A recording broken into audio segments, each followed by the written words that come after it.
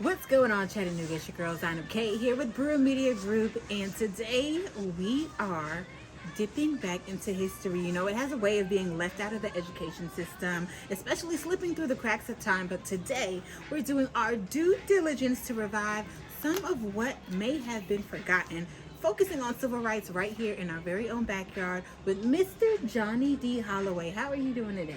I'm doing pretty good. Oh, that's good to hear. I'm doing better than I thought I was going to do. Amen. And you're going to continue to do Yes, that. I hope. Now, you are a civil rights figure.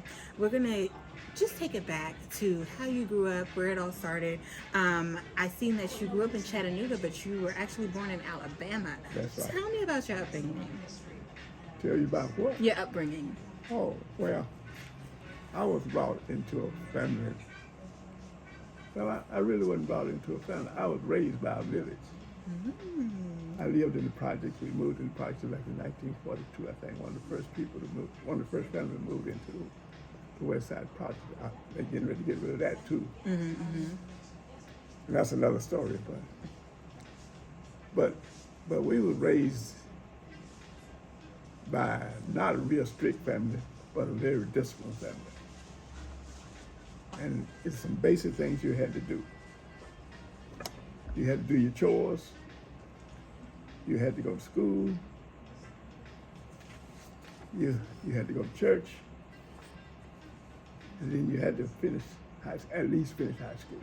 At least finish high school. That was a total requirement in my family. And another thing in our family that most people don't know, that was no pass, no play, was already in my family before they put it in school. Okay. Because if we didn't go to church, and if we didn't get our grades right, we didn't play nothing. We didn't go nowhere. They was not playing that. Your parents were not playing at all. No, they didn't play at all. But if you did all the things you were supposed to do, you had free reign, because there wasn't much left to do. Yeah. So, what was it like being in a part of both communities, first growing up in Alabama? What was that like? I didn't grow up in Alabama. I was born in Alabama. You was born? I was 3 weeks old when we moved. And y'all here. moved, okay. At Yes. least that's what they tell me. So growing up in Chattanooga, what was it like? Well, from as far as you can remember. Well, I grew up in Chattanooga like a just normal black kid. I'm just believing everything is all right. And I'm buying all the hype. And so I just lived a normal life. And until I found out they were lying to me. What was the lies? What were they lying Well, about? the first lie came in school when they told me that Egypt was not in Africa.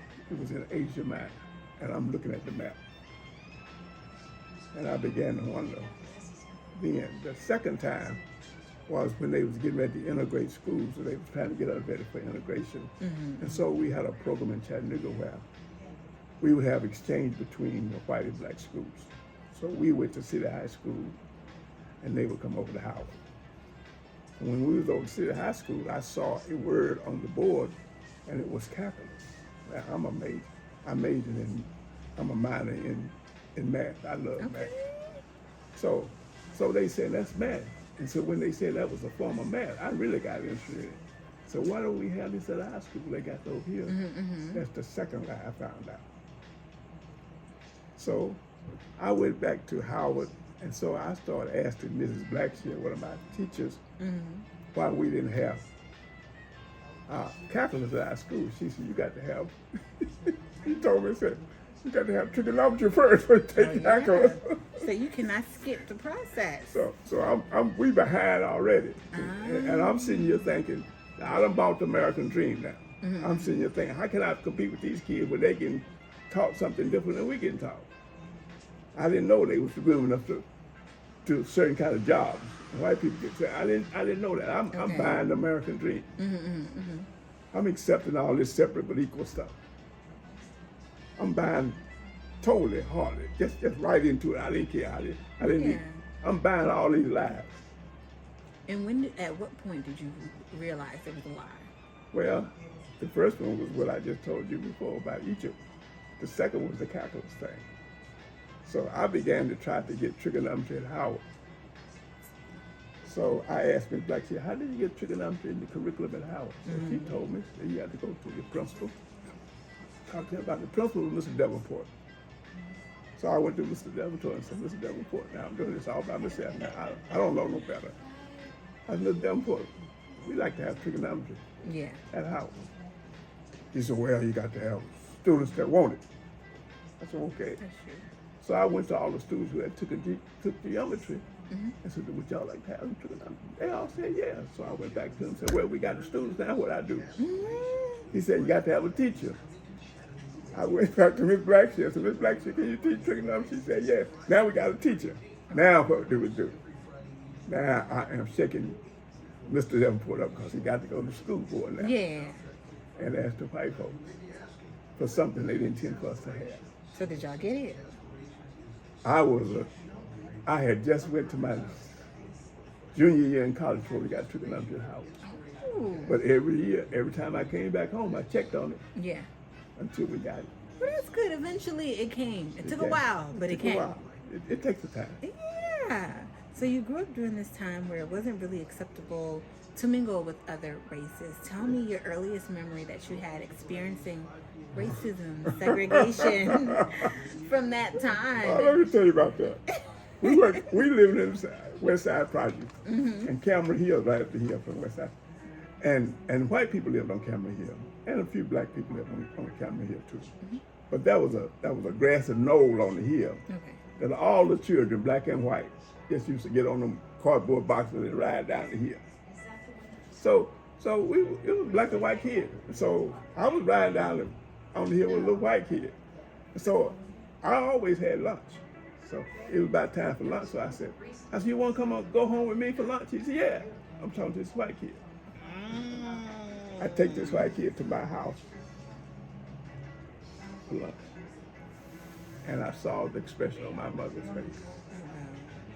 But he still ate though, yeah? Yeah, he ate. She gave us a meal. But I knew I had done something wrong. But I didn't ever ask about it till years later. But I already knew what I had done wrong then. That was my first experience. Yeah. So he never came back. You never brought him back over. Oh, I didn't bring him back. No. That was his first and his last meal over there. Oh my gosh. That was my first experience with what was going on. The separate but equal thing. Oh my goodness. So how did those early experiences shape your understanding of equality and justice at such a young age? Because how old were you when that happened, when you guys were sliding down? I was about 7 or 8 years old. Okay. So how did those experiences like that shape your understanding of equality? Well, I didn't really have much of an understanding then. I just knew I'd done something wrong and I just didn't do it no more. And then I just rocked along like everybody else did. Did you continue to play with? Oh yeah, we played with white kids. Okay. So it wasn't as bad. Well, you know, kids are kids. We don't know all this other stuff. We haven't learned all that stuff yet. Okay. So kids are kids. One thing about kids, they're a clean slate. They don't know all this stuff. They got to learn all this stuff. This hate stuff. They got to learn all that. So around what age was it? Not saying that you learned all of that, but did that become apparent where it's like, okay, I can't even do this anymore. Well, this is not okay. When we used to go downtown, that's when I first got the first lesson. I ran into this white water and this black water. This white water and colored water, they call it. And so my mother, and curious as I was, so I want to find out what this white water tastes like. So I'm going to drink it. I just found my mother about to have a fit. She said, boy, you're not going. I said, I just want to know what the difference in the water. Was there a difference? Not that I knew of. And my mother would have a fit. Then we used to go downtown and you used to ride the elevators. That was a fun time for us. But there was only one place we'd go to the bathroom. That was at Union Station. It was down there by where the Reed House is, not across from the Reed House. Union Station with train coming in. That's the only place we'd go to the bathroom. So we had to plan our trips to the bathroom and going to town and all this kind of stuff. That's when I began to realize something was wrong with this whole thing. And then how was it from there that you began to become interested in the civil rights movement? If not, then what sparked your interest in you saying, hey, I want to stand up for equality, for peace, for unity? I guess that started when I went to Alabama A&M college. The experience I had at Alabama A&M taught me a lot, and it kind of got me in the path I'm on now. Well, when I was playing, I got a scholarship to play basketball at Alabama A&M. Mr. Days, of course, that had some connection to Alabama, so he saw me playing basketball in the industrial Y at the YMCA. And he said, "What you gonna do when you finish school?" I said, "I'll probably go to the military and get a job. I don't know what I'm gonna do." He said, "Would you go to school if I got you a scholarship?" I said, "Yeah." So he got me a scholarship, and I went to Alabama A&M. And when I got to Alabama A&M, it was a culture shock. Really? What were you expecting versus what you saw? What I was expecting when I went to Alabama, what I learned in Tennessee. My experience in Tennessee, I thought was transferred to Alabama. No, that was not the case. No, by no means. Yeah. Not close. And the first thing, I made a D in college orientation. Just learned how to just deal with college. I made a D in it. Were you not in class? Were you No, just it not wasn't a class. It's an orientation to college. It's how you're supposed to act in college. So how you feel that?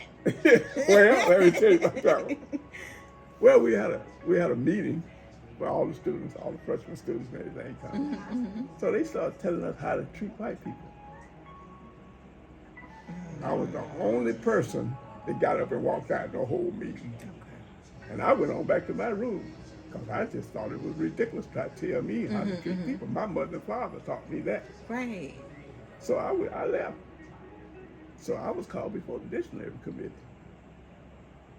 And they wanted to know why I walked out of the meeting. I told her, I didn't need that. I didn't know you come down here to college for that. Right. To how to treat people. I said, my dad and my mother taught me that. That's crazy.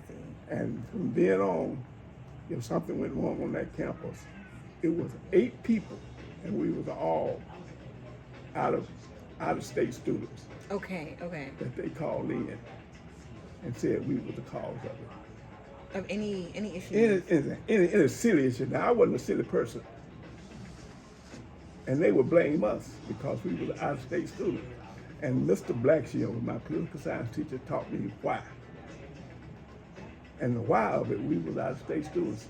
And the philosophy of Alabama was, if you were born in Alabama, raised in Alabama, educated in Alabama, you wouldn't do anything to embarrass Alabama, so it had to be everybody else.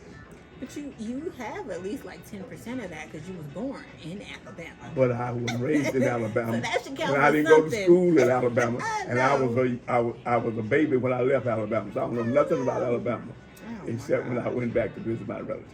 That's crazy. It's unfair. But that's unfair. that's the philosophy. So how did the next few years go? The next 3 years was rough. Because every time something went wrong on campus, they would call us ADN. And I got tired of that. And I said, well, if that's the way y'all gonna treat us, I'm gonna show you what I would do if I was gonna do something. So I ran with the smartest students on the campus. His name was Robert Miller. Never forget his name. He made A's in kindergarten. He never made a B in his life till he got to Alabama A&M college. And it upset him so. It psychologically upset him for a teacher to give him a B. And I had to tell him that it wasn't because you didn't make an A, it's because the teacher just wanted to make an example of you. Yes. That you're not smarter than I am. And I said, I'm telling you, you're smarter than she is. And I had to talk him down and get him level back on his feet again. And so I said, I looked at Miller and said, you ought to run for student council president. And he said, why? I said, because we got a list of grievances that we need to be addressed. And I said, you don't even have to campaign. Yeah. Everybody's gonna vote for you because you just put your name on the ballot and everybody vote for you. And then we did get him in to be the president. This was the end of my sophomore year. Oh. Getting ready to go into juniors. And so we made a list of grievances my junior year now. We made a list of grievances and everything we had to, and we carried it to the president. The president came to me and said, "What is this?" And we tried to explain to him. He got him walked out on us. I just told him, "You'll be back." Yeah. He came back. Yeah, he came back afterwards. Because we had already figured that he wasn't going to pay us attention. We had already planned on shutting the school down. So we closed the school down for 10 days. There were 10 students to go to school out of over 3,000 students. Only 10 students went Oh, to I class. know they were mad. And they blamed me. But you was there though. I was the organizer. Okay. I'll just tell you Yeah. the So truth. that was the one time that they could definitely. They were right. Yeah. They were right. And so we finally got the president to come back and talk to us. Mm-hmm. And so he said that he thought there was some legitimate grievance and he would address them. Mm-hmm. I said, okay. I said, but you need to put something in writing to us. Yes. And he said, why, you can't take my word? I said, it's not a matter of taking your word. It's that if I go before the student body and say, you said this and you said that, then you don't do it. I said, who you think they're going to come after? That's going to be me. I said, you got to put something in writing before I do anything. And he got mad at me. But he finally put something in writing. It take a little push sometimes. Now, I learned a lesson about protesting though. In that moment. Yeah, that one. What was that? So the press got hold to it, they did. So they was interviewing me. And so I said, we're going to strike Alabama A&M off the face of the earth. And you know what came out of the newspaper? Students said they going to bomb Yes, the campus. yes. So you got to watch your language when you interviewing. They'll twist it. So I said, I didn't say that. They said, I know you did, but that's the way they interpreted it.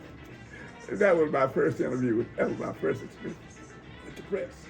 Oh my gosh. And so then my trouble started. I had a scholarship, right? Mm-hmm. So they couldn't take my scholarship because I was a pretty good student.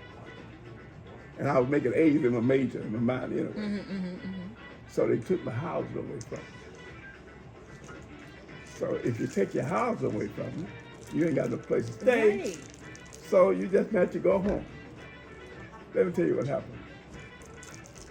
A coach at Council High School named Holloway. I had been planning on meeting him because they live right down off the campus. So I said, I'm going down and see what this Holloway is like. Yeah. And I had already seen he was kind of dark, so I figured he was part of the family anyway. So I went down to the locked on door and said, my name is John Holloway. And he looked at me and said, are you John Holloway's son? I said, yes. He said, John Holloway is my second cousin. Aww. And so I said, I need a place to stay.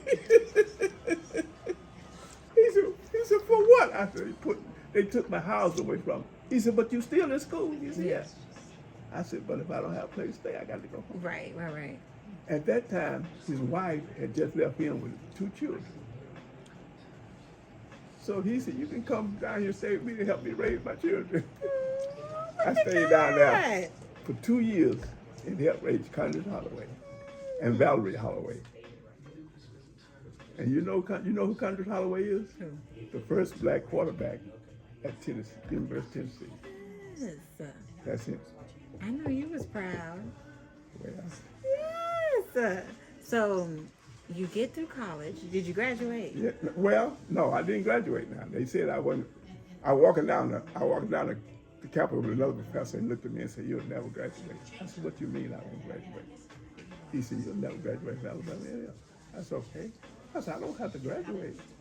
I said, I don't care too much for ceremonies anyway. All I want is a degree. Yeah. I said, you're going to give me my degree. Did they give it? Yeah, they finally Okay, gave it to me though. But I was at home working. I couldn't find a job anywhere in the United States in my field. I wanted to be an engineer, architect, and so I wanted to work under an engineer. That's another thing they did to me, took the scholarship away from me. My graduate scholarship. I was supposed to go to graduate school to be an engineer, to be an architect engineer. They took that away from me. So, and I'm running around there trying to find a job after I graduated. After I left school, I didn't graduate. I'm running around trying to find a job. I couldn't find a job in the nation anywhere. out of this whole nation. I wrote letters all over this nation. And a company, and I think it was North or South Carolina, accepted me. But they must not have known what Alabama A&M was. Because I got a letter later before I left, canceling that opening. Did it say why? No, they don't say no, they just canceled it. They don't have to answer you. They just said cancel it. When they found out that what kind of school Alabama A&M, they just canceled the whole thing. They hired somebody else, but that's the way it is. And I applied to all the schools. Now let me tell you what happened after that. I started working for George Key, building houses. And I was designing the houses and building the houses. And we built quite a few houses. I designed a few office buildings. I designed quite a few houses in Chattanooga. And so I was talking to George Key one day. I said, George Key, you know they haven't sent me my degree from Alabama A&M. I'm going to get me a lawyer. He said, he asked me why, and I went through the whole story just like I did you. And he said, let me write him a letter and see what they'll do. Now, George Key knew some people at Alabama A&M, just like Jane Davey when I got the scholarship. Yeah. George Key knew some other. He wrote them a letter. I don't know what he said in the letter, but they sent me my degree. That's how I got my degree from Alabama A&M. But I paid all my fees to graduate, because you don't let them keep you from graduating, keep them saying because without you fulfill all your obligations. So I paid all my fees and bought my robe and everything. All that. And couldn't even walk. I didn't want to walk. I don't care about ceremony. I never have been type of ceremony, not my thing. I think that's paying for all that pomp and ceremony for all other people. I don't deal with that. So you eventually get your degree. You're working. You eventually get to work. No. No? I started working for George Key. You start working. Yeah, George Key was building houses. Okay. That's how I just started working. I just had to make some kind of money somewhere. And then I had been exempted from the draft because I was in a critical area in school. Okay. And so the draft people had got to know me because I had to write a letter to show that I'm still qualified for the draft. And so the lady got to know me pretty good. She said, John, I'm going to do you a favor. I said, what kind of favor you going to do me? She said, I'm going to call you before we draft you. So if you don't want to go to the Army, you can join some other branch of service. Yeah. She did call me and said, we're going to draft you in about 3 weeks. So I joined the Air Force.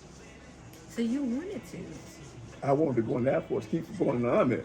Okay. that's So right. you wanted to. So at that time, you had to, it was no choice. You were drafted when you were called. So if they called you, you had to go. Yes. And then you chose the branch, or? No. See, if they give you a chance to volunteer to go to some other branch, you do that before they draft you. Okay. So she let me know that I'm gonna draft you in 3 weeks. Okay. So I joined the Air Force before. Good. How was that? I'm sure there was some fun there. No. It was something. After I took all the tests, the guy said they're gonna put me in engineering. Oh, good. They lied to me. They put me in the Air Police Service because I was 6'1", and I was real coordinated, muscular and everything. And I just looked like I could handle it. They put me in the Air Police. Now I'm mad in hell now because I want to go into engineering because it would advance my own training in college. That's a long connection. They put me in the Air Police. I stayed in the Air Police for a few months. And I went to my science station in Arizona, Davis Mountain, after I got through my basic training. And I played basketball on the team too. We had a basketball team. So I was in the officer on the basketball team with me. So he started talking to me one day and he said, I hear you got a degree. I said, yeah, I got one. He said, did they give you a bypass test? I said, no, what's a bypass test? He said, that's a test if you got a college degree they give you when you come in the military, and if you pass it, you go into your field. I said, no, I never heard of bypass test. They didn't tell me about that. Now, at that time, how long had you been in when you? I had been through basic training, and I was on my science station in Arizona, so I had been in about about 3 or 4 months. Okay, not too bad, not too That's not too bad, you say. But then when nobody tell me about the bypass, I couldn't find out about the bypass yet. And so I wrote to my congressman. I was in Arizona, so I wrote to 2 senators from Arizona, and I wrote to 2 senators from Tennessee. Goldwater from Arizona replied to my request to be transferred to give the bypass test. I wasn't asking nothing else. Yeah. I just wanted to take the bypass test. Well, when Goldwater responded to my letter, it must have been pretty hot, because they didn't give me no test. They didn't do nothing to me. They just put me over into engineering. That's good though. Now you're doing what you want to do. I wonder what I do. Now I'm in the engineering. I'm over the drafting section of engineering. Yes. Now from there, when did the civil rights activists come into play? It's already in there. It's kind of gotten in there. But then in the military, I guess this is when it really started in the military. McNamara was the Secretary of Defense, I think they call it then.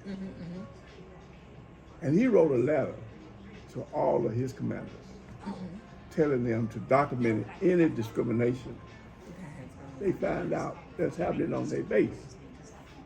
And my base commander, I'm in Japan now. My base commander says there is no discrimination. He lied. And so McNamara wrote him a letter back and said, "Go find some." And that's when he got serious. And he didn't know anybody, so he started asking around, said, "Who could tell me about what's going on?" They found you.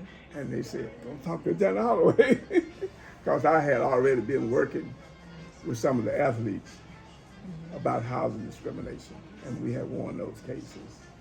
And I was working with the Little League in the military and all that. I was doing whatever. I just love to work with kids. And so the base commander called me and asked me about anything. So I started telling him about my experience in Arizona. And my experience in Arizona was that I figured I was Arizona. When I came home on leave, I go straight to Arizona. I done bought some skates, because I'm fancy to be a pretty good skater. So I'm gonna skate in Arizona, because I couldn't skate in Chattanooga.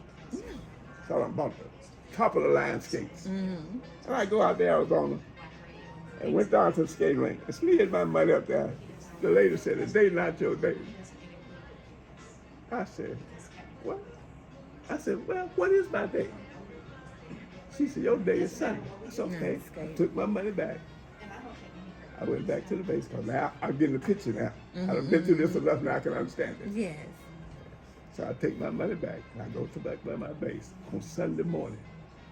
About 2:30 in the morning, I wake up and put my skates on Wow. in the back, because the lady told me I could skate on Sunday.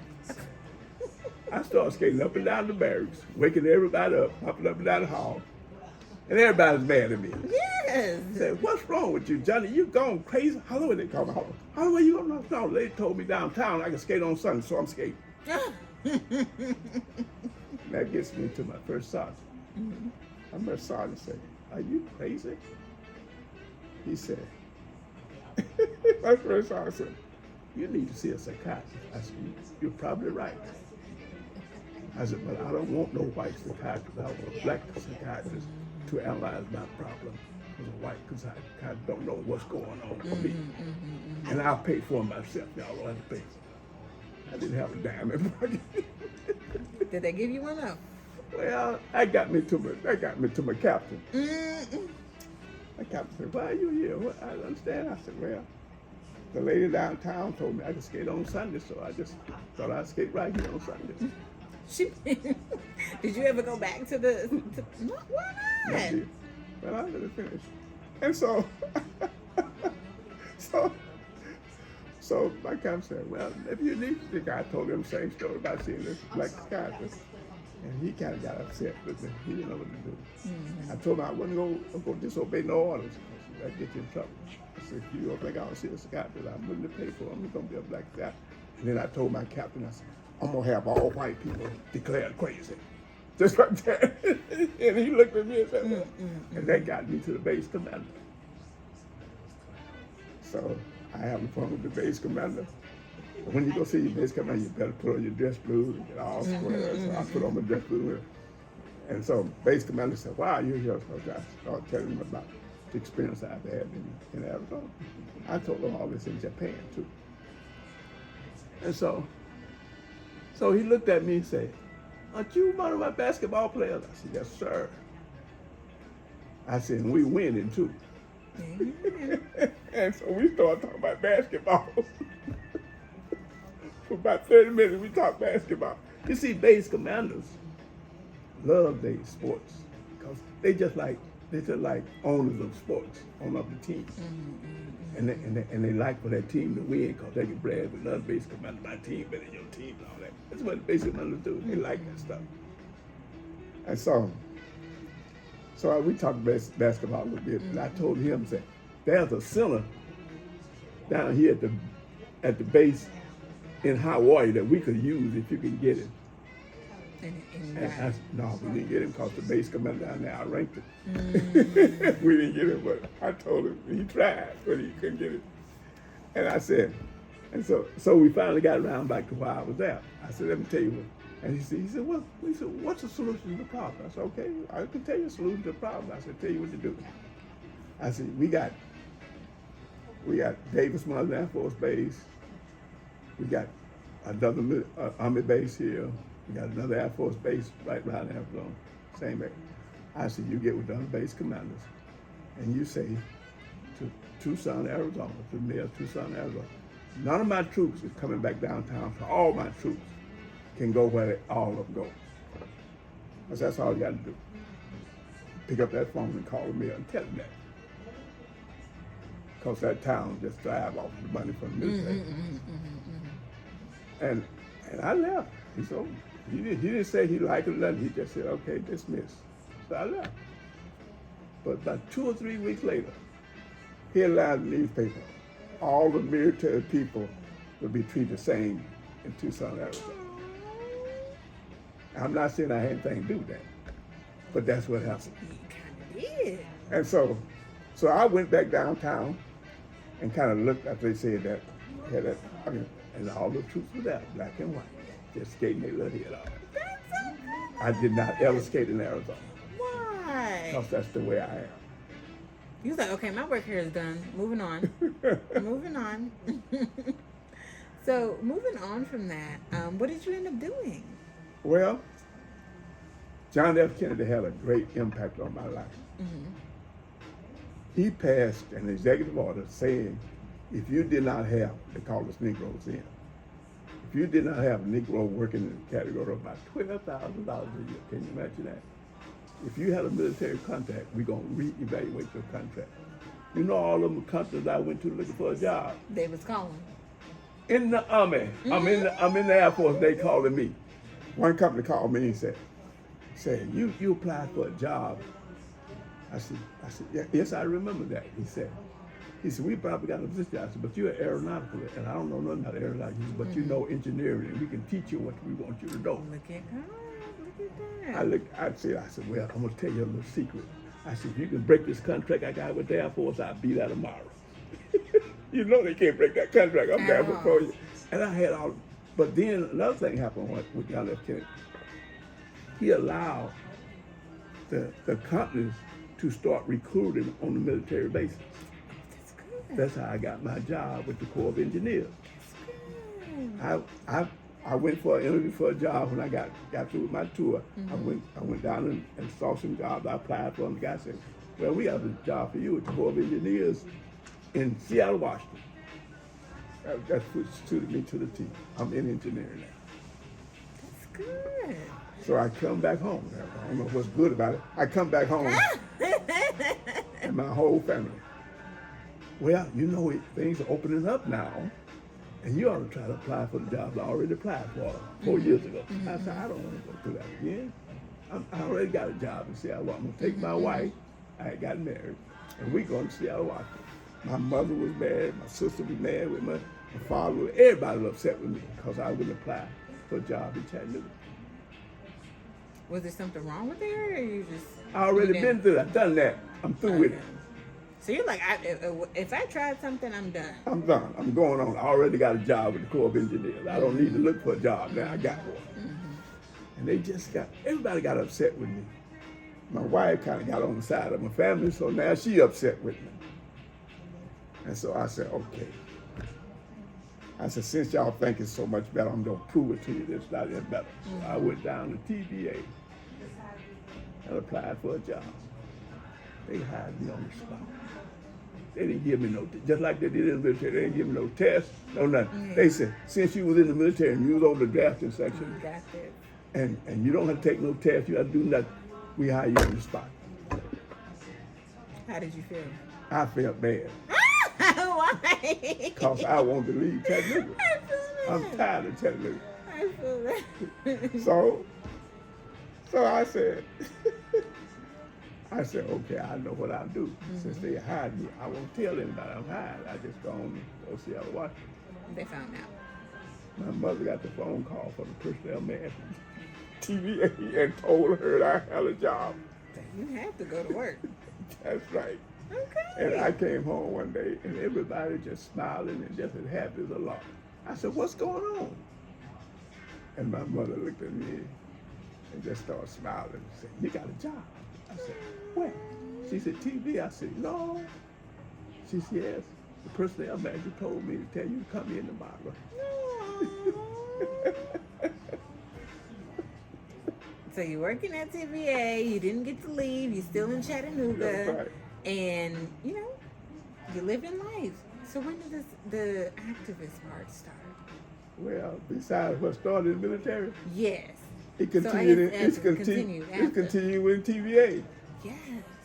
So it's kind of like a subtle, not violence, not forceful, not out in the open, but it's subtle. Because you had a role to play in a lot of things, but your name just wasn't on it. No, I don't mind who gets credit.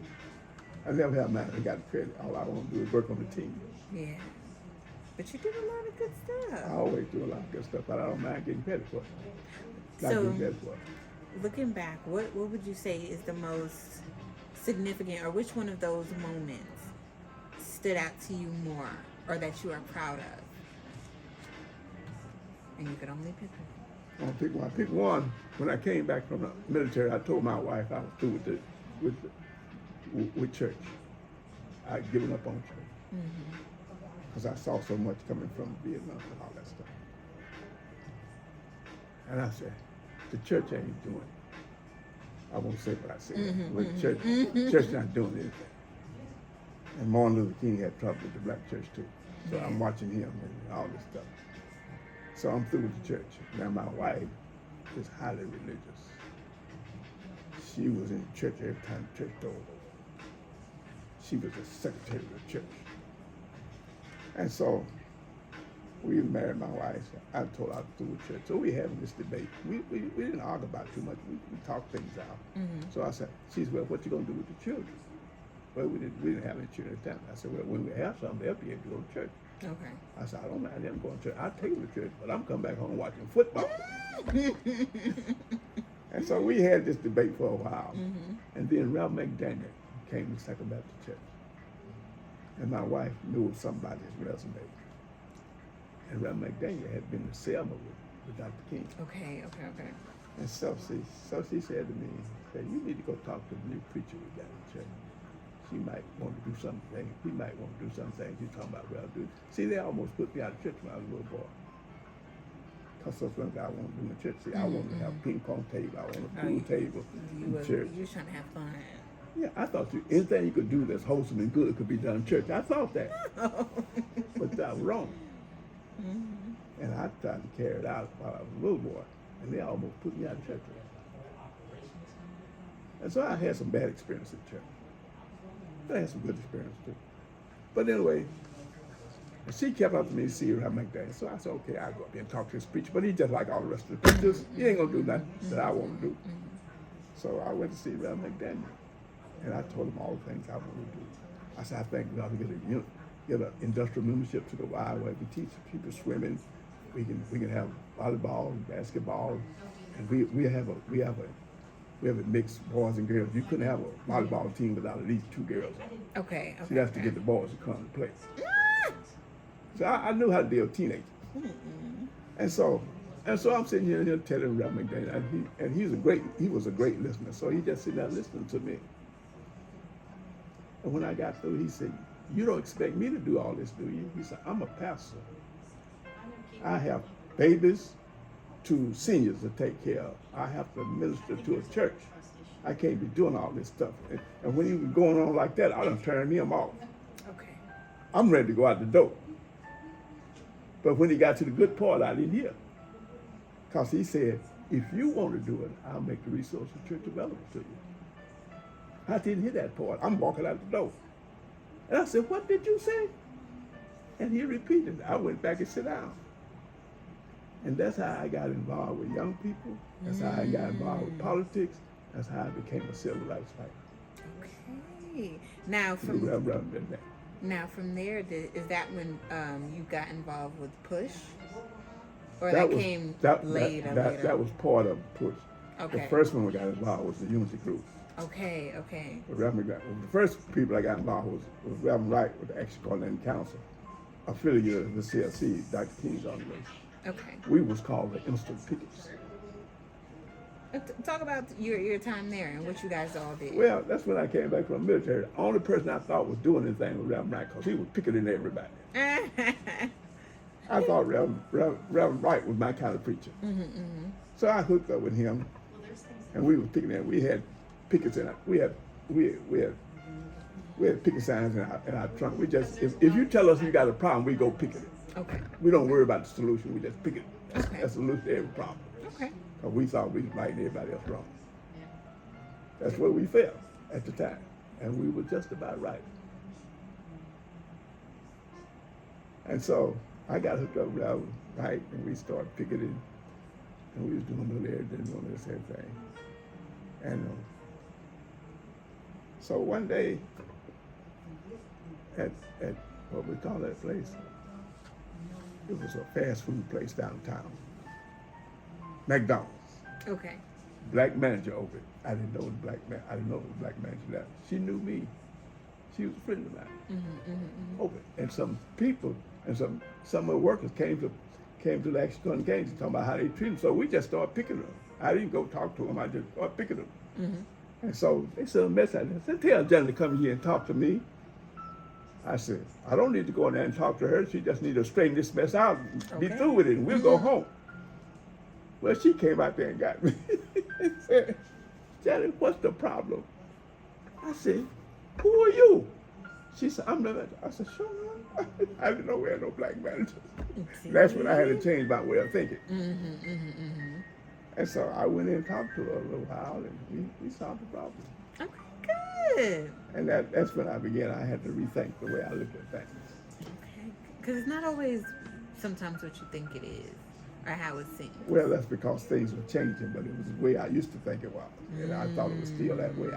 I had to change my thinking to match the times. Okay, so from there, Push. Talk about Push and that initiative, how it came about. Okay, now that's a real crazy one. We already got the Unity Group. We get through with the Unity Group.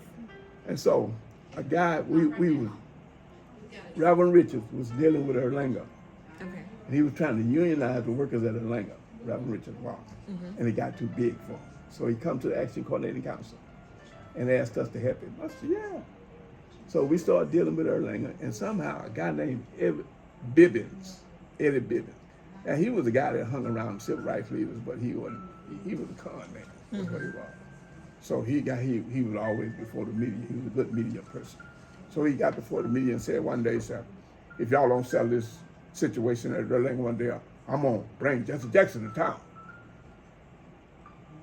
And we wasn't thinking about nothing like that. Yeah. But he said it. And it went like wildfire all over the community. And the first thing I went to Reverend Wright, and Reverend McDaniel said, "I don't know what's happening, but we got to make Jesse Jackson come down." And so the preachers got together and called Jesse Jackson. He came down. Well, he didn't just come here. He sent He said he would come here if we started Push Chapter. And before he came, he sent his lieutenancy in to evaluate the city of Chattanooga. Jesse Jackson, when he came here, knew as much about the city of Chattanooga as I do. Yeah. Oh, he was not playing. No, he wasn't playing. And so after he got through doing his thing about Atlanta and everything else we had, he said, well, who's going to be the organizer for the Push Chapter? All the ministers pointed directly to me and said, John Hall, now this is 12 o'clock at night. You didn't want that? No, because I have written a position paper saying the problem with Chattanooga is we got too many organizations. You about to have one more. And I'm about to have one more. That goes against everything I'm for. Yeah. So I'm against Push coming to town. So Jesse Jackson is making a tour of the state of Tennessee. So he tells me that I got to go on tour with him till we settle this argument. I said, what you mean I got to go on tour with you? I said, I got a job. No, you don't.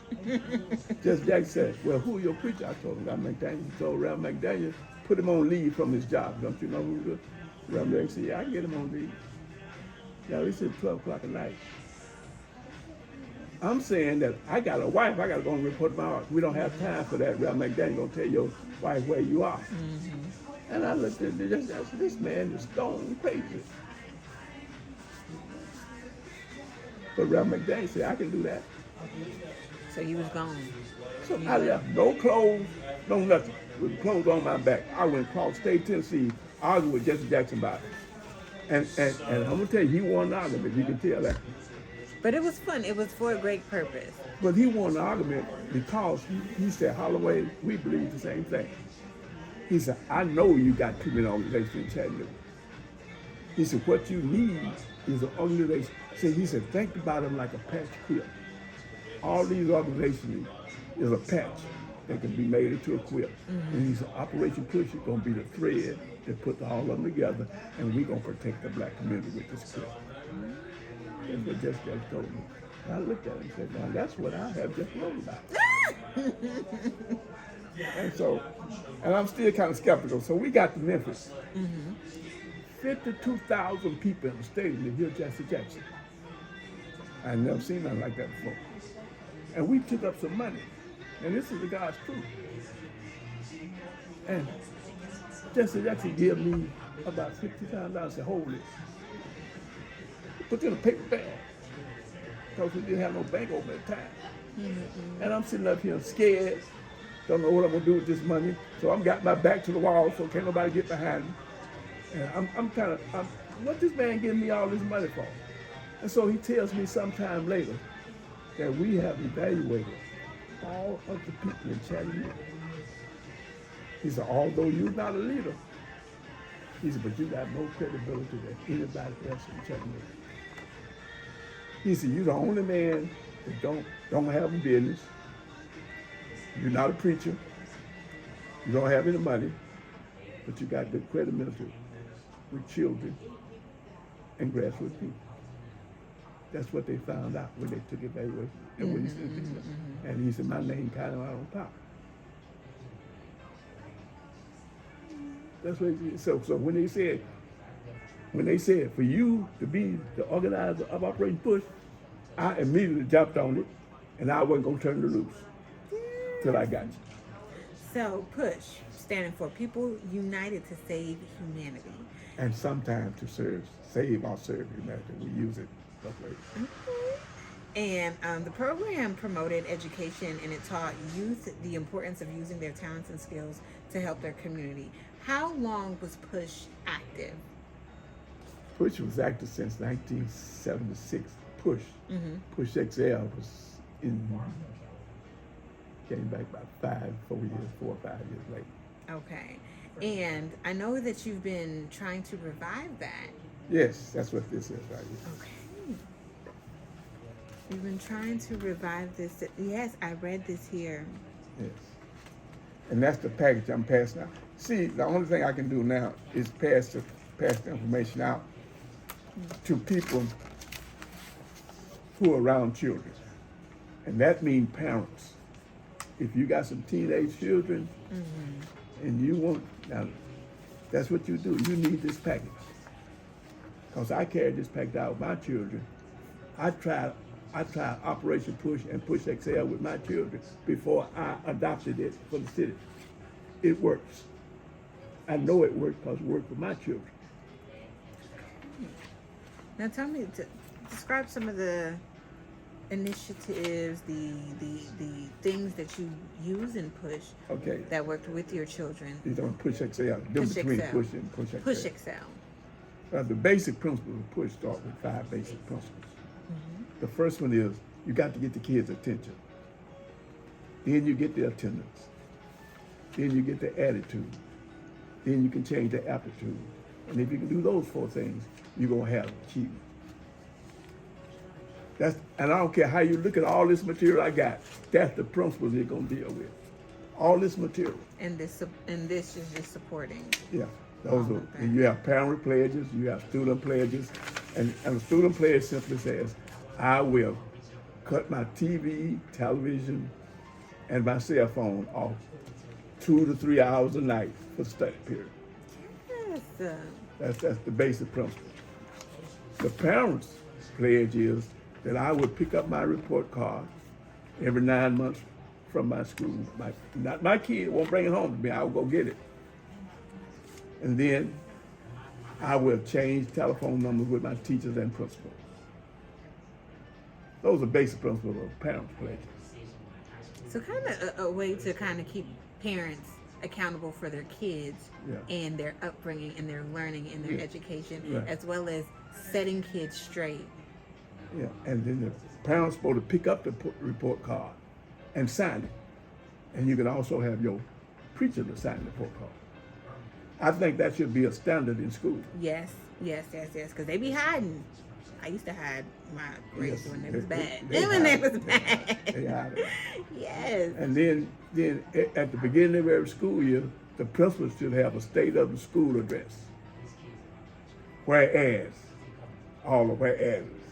You'll see them in the first part here, the whereas. See that? State of school address. You should deal with that. The principals and the teachers and everybody should deal with that. It's all right there. You don't have to think of nothing. You don't have to. All you got to do is follow it. No, this is good. This is. And then the next one is what? Push Battle Cry. No, that's the Push XL program itself. That's explaining the whole program. That's the booklet that you have for Push XL. That's the booklet. And then after that is the Push Battle Cry. I think it's supposed to have Push Battle Cry now somewhere. It's yellow. Is it this? No, that's not it. I don't know what. I think it's too far. Let's see. Let's back up a little bit. Oh, I think it's this page. Yeah, that's it right there. This is it right here. The Push Battle Cry. I am somebody. I know that by heart, and then we can revise it depending on the group we're talking to. I can say that by heart. It's like an affirmation. That's affirmation. I am somebody. It's a wonderful thing for children to believe that, say that to themselves. Yes. Nobody has to reaffirm that you are great, that your hair might be different, but I am somebody. Your skin might be different, but I am red, yellow, black, or white. We all persons in God's eyes. If my mind is pure, I can learn anything in the world.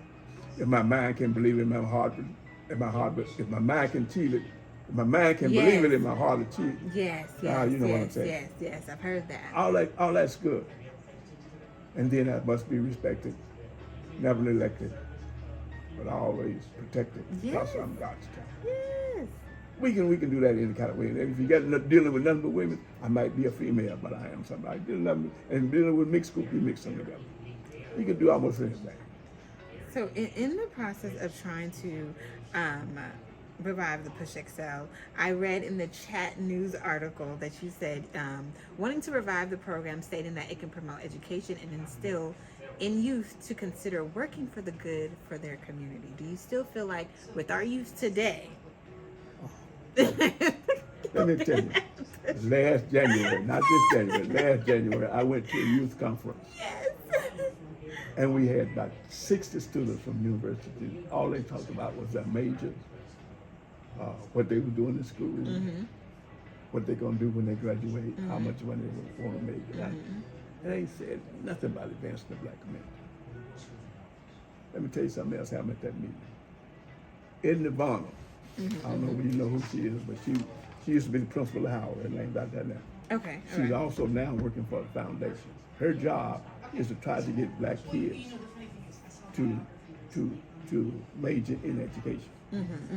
See, we got a misconception of education. See, we think education is just teaching. There's a lot of aspects to education. It got some good salaries in it too. Yes.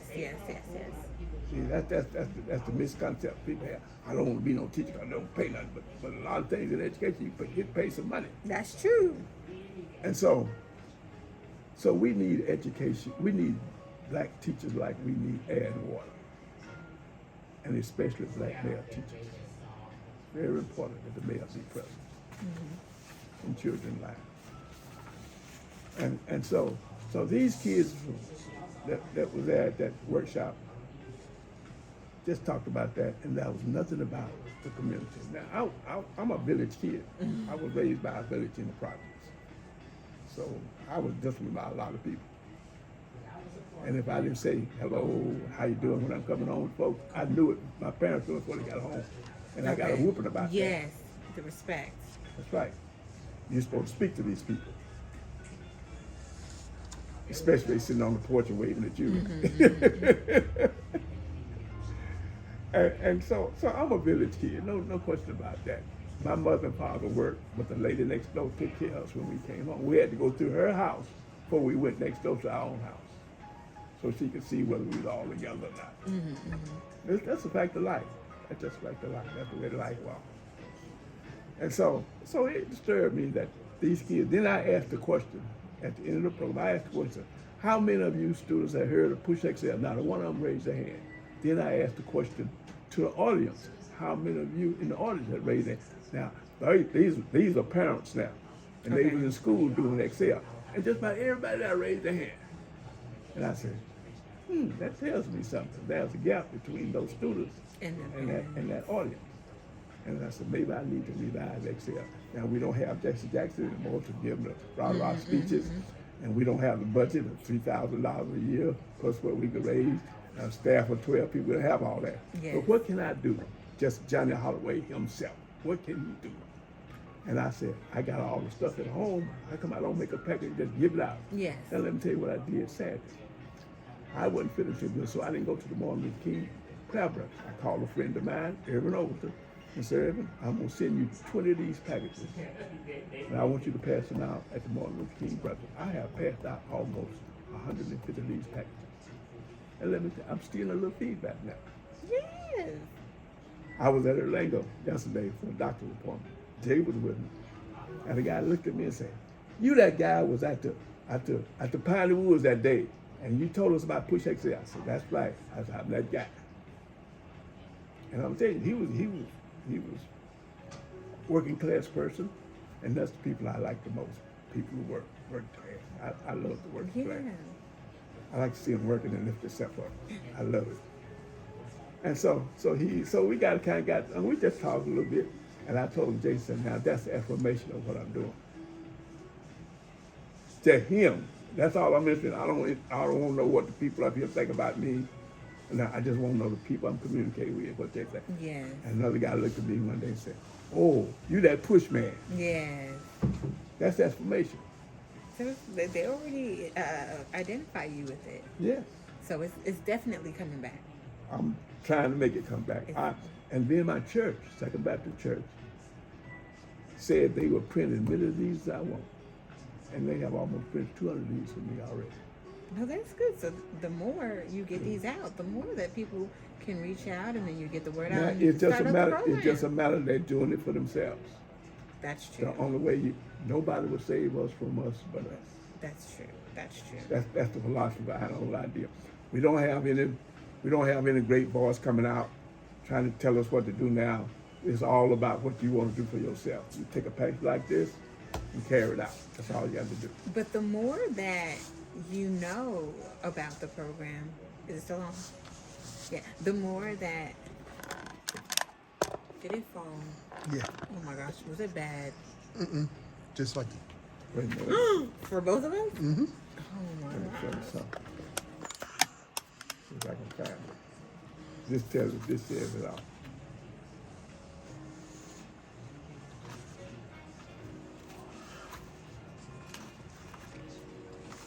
Yeah.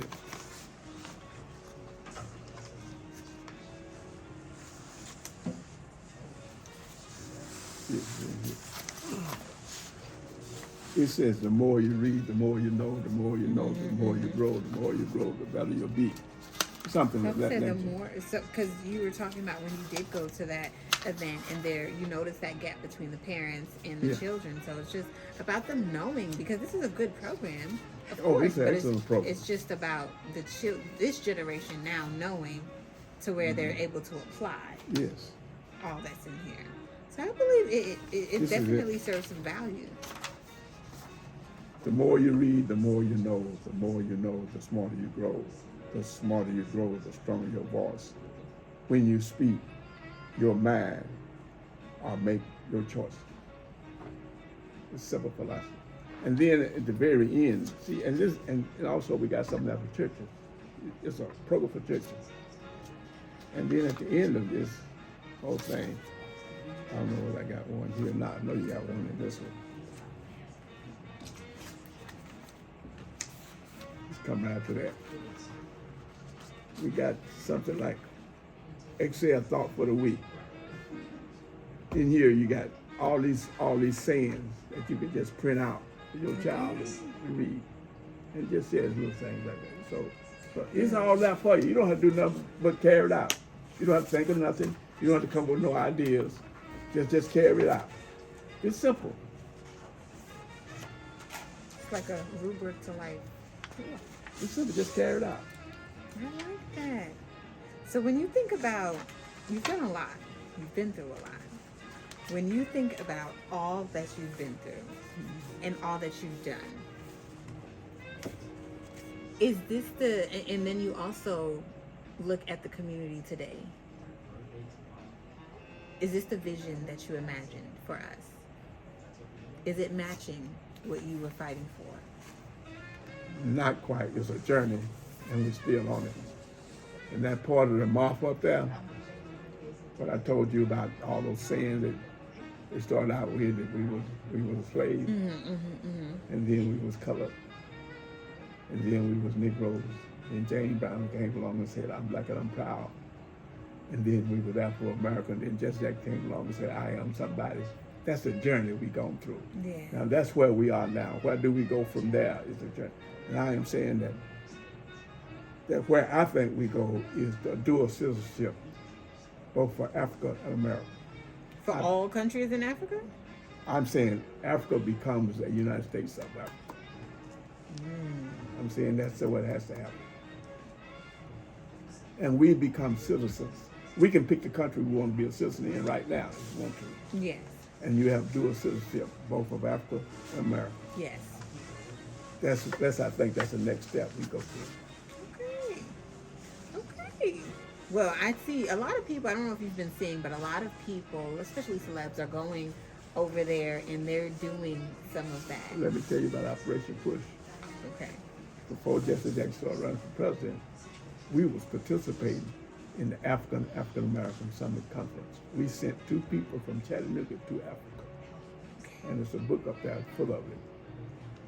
And so we was on that line, and I was thinking about dual citizenship then. But then Jesse had run for president, so we scrapped all that. Yeah. Well, I thank you so much, Mr. Holloway, for taking me along your journey, learning about you, learning about all the wonderful stuff you've done. I definitely love this vision for how we move forward, and I pray that we definitely get to see this. Well, all we have to do is watch the Kwanzaa principles and deal with them. And we will, and I'm definitely looking forward to seeing Push XL back in this community.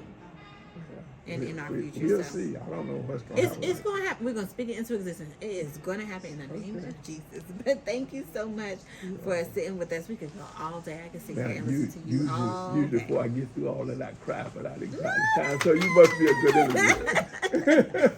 That's good. That's good. So I thank you so much. And Oh, you can't guys, have that. That's my master. You can have this one if you like.